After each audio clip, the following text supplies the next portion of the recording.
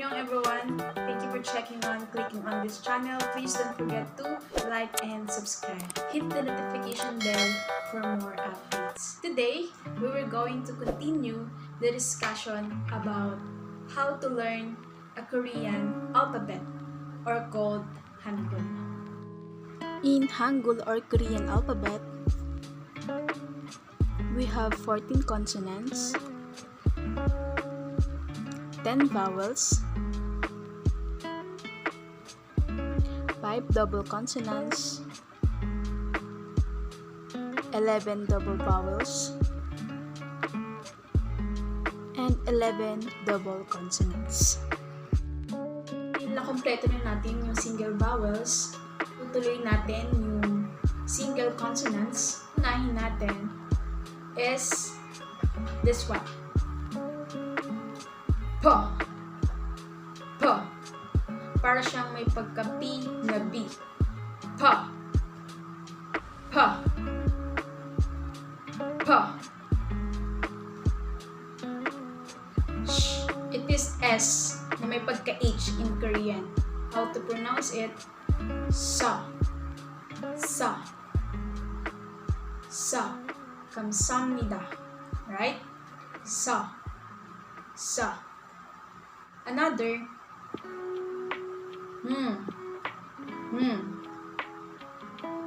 NG in Tagalog. NG siya. Kapag nasa unahan siya, before vowels, wala tong sounds. Pero kapag yung character na to nasa hulihan, ang pagbasa sa kanya, may NG. Parang, ganon. Okay? Again, no sound or Next, to. Usually guys, yung character na to, pag ni-romanize mo siya, letter J. Pero kapag pinronounce mo siya, hindi siya ja, as in jaguar, hindi. Cha. May pagka-CH siya na konti, pero mahina. Cha. Cha. Cha. Cha-changmyeon. Right? Cha. Cha. May pagka-J na may pagka-CH. Cha. Cha. Alright? Next, ito. Cha. Cha. Cha. Che, chi, cho, chu. Okay? Cha. Cha. Alright, next. Ito, in our alphabet, it is K. Kapag pinronounce, it is K. K. K. May pagka-G na K. K. K. Alright? K. Next. Ito. It is P in our alphabet. Kung paano ito i-pronounce, Pa. Pa. May pagka-H sa dulo. Pa. Pa. Alright? Pa. Next. Ito, madali. Ha. Ha, he, hi, ho, hu. Ha. Ha. Alright? Ha. Ngayon, let's proceed with the double consonants. Next one, double G. Pag pinronounce, ka as in, ka, ke, ki, ko, ku. Yung natural na pagbigkas ng ka. Ka. Alright? Ka. Right? Kain ka na. Right? Ito, double D. Pag pinronounce, ta. Diba kapag yung single nito, parang may pagka-T na D. Ta. Pero dito, sa double consonants na this one, as in ta. Ta, te, ti, to, tu. Ta. Alright? Ta. Next, double B. Pag pinronounce yung single B, may pagka-B na P. Pa. Pa. Ito, dahil double, ano lang siya, hindi siya mahirap bigkasin. Pa. As in, paubaya. Alright? Pa. Pa, pe, pi, po, pu. Pa. Next, double S. Kanina, sa single consonants, may pagka-S na H. Sa. Ito naman, normal siya. Hindi siya mahirap bigkasin.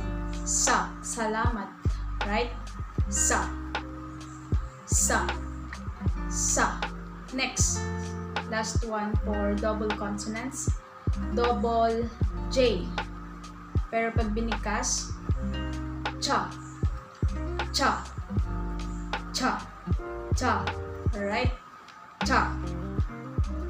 Okay, ngayon natapos na natin yung single consonants, okay, and double consonants. Ngayon, tapusin na rin natin yung double vowels. We have 11 double vowels. Starts with this one. It is E. E. A and E. E. E. Next. Ye. Lagyan mo lang ng Y yung kanina. Ye. Ye. Ye. Alright? Nakakasunod ba? Next. E. E. Ito guys, kala ko consider siya as single vowels kasi nga 'di ba sa alphabet natin A, E, I, O, U are the vowels. Pero sa kanila, hindi siya kasama sa single vowels. Nandun siya sa double vowels. So, ibig sabihin, lahat sila nagagamit. Okay. E. E. E. Next, lagyan mo lang ng Y yung E. Magiging ye. Ye. Ye. Ye. Alright. Next naman, to. Wa. Wa. Napansin niyo na ba yung bilog dyan, guys? Napansin niyo kung saan naka-place yung circle? Diba kanina sa single consonants, wala siyang sound kapag katabi niya is vowels. Alright? Pero pag nasa dulo siya, nasa last as consonant siya, ang bigkas sa kanya NG. It is wa. Wa. Next. We. We. O plus E. We. Next. O plus E. Hindi siya we, guys, ha? Ang basa dyan, we. We. We. Parang parehas lang sa kanina, no? We.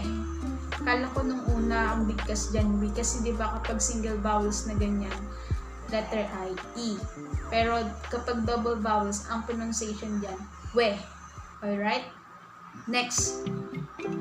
U plus O. Wo. Wo. Wo. Wo. Alright? Next. U plus E. We. We. Tatlo na ulit yung we, no? Pero magkakaiba sila ng spelling, ha? We or ng characters. We. We. Next. U plus E. Ito na yun. Yung U plus E. We. We. We. We. Alright, next. Last one. Ito yung medyo nahirapan tayo sa single vowels. U. Diba? Yung U. Plus E. U. U.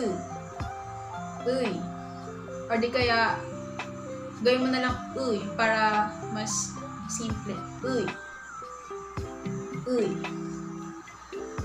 Alright guys, natapos na natin yung single vowels, single consonants, double consonants, and double vowels. Ngayon, ihahabol natin yung final double consonants. Itong final double consonants, guys, minsan mahirap siyang kabisaduhin. Alright? Pero, kapag na-encounter nyo to sa mga words na sentence, pwede nyo siyang balikan kung ano ba talaga yung pagbigkas or pronunciation sa character na yun. First one, ito. G and S. Final double consonant siya. G plus S. Yung basa dyan, yung pronunciation dyan, hindi siya magiging X. Hindi. Ang magiging basa dyan, yung tunog niya, magiging K. Yung letter G in our alphabet. K. K.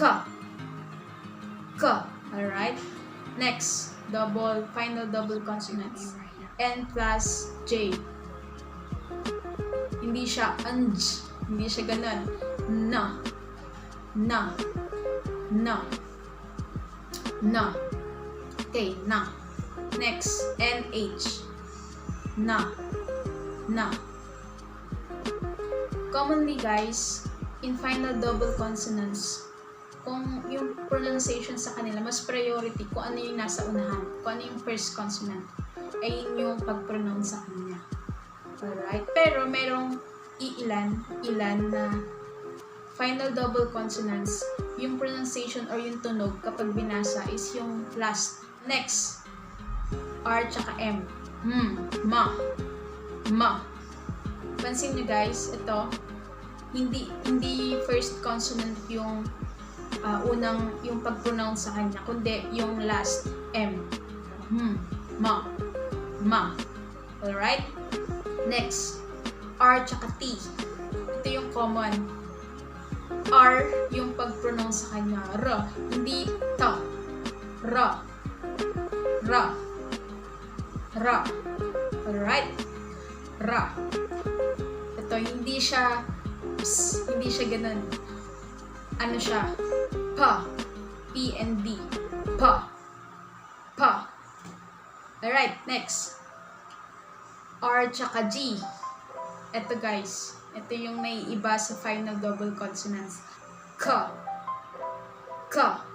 Alright? And lastly, R tsaka T. Okay? Ano yung common na pagbasa sa kanila? Letter P. Yung basa dyan in final double consonants, R and P. Pa. Pa. Pa. Alright, natapos na natin yung final double consonants. Ano guys?